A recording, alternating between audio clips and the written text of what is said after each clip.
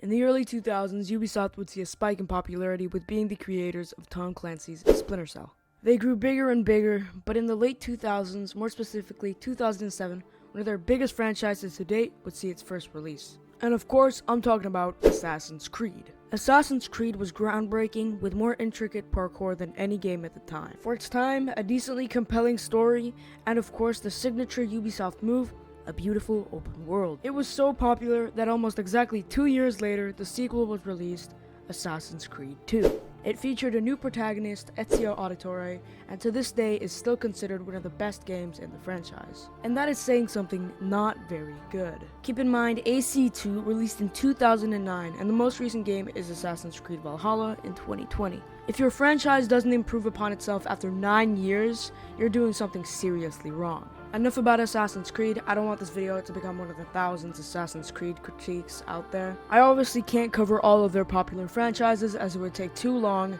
and there aren't many running anymore. Next franchise I'm going to speak upon is Far Cry.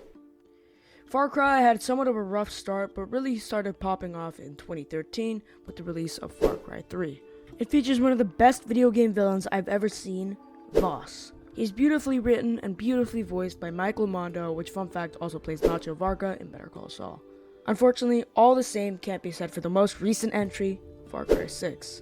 It features an alright villain with at best okay writing, but actually amazing voice acting from Giancarlo Esposito, who, fun fact, played one of the best movie/TV villains of all time, Gustavo Fring in Breaking Bad / Better Call Saul. I wish they could have done a better job with writing his character in Far Cry 6 because the potential is actually there. So you notice how on both franchises I compare the early entries to the later ones, and the earlier entries are always better. Ubisoft stopped caring about writing interesting stories and making good gameplay mechanics, and started caring more about how to bring in the most money that they could.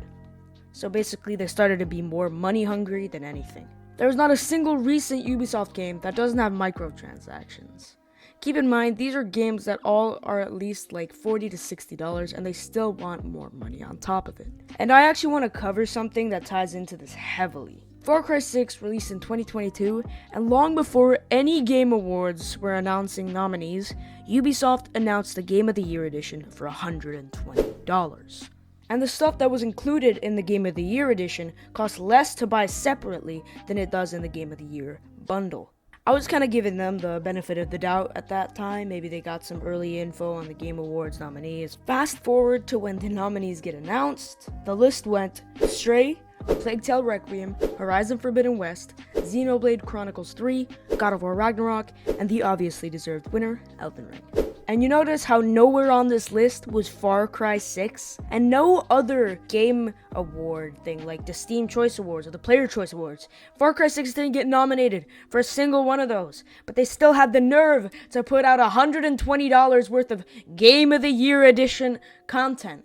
So fast forward even further to the actual Game Awards, and nothing.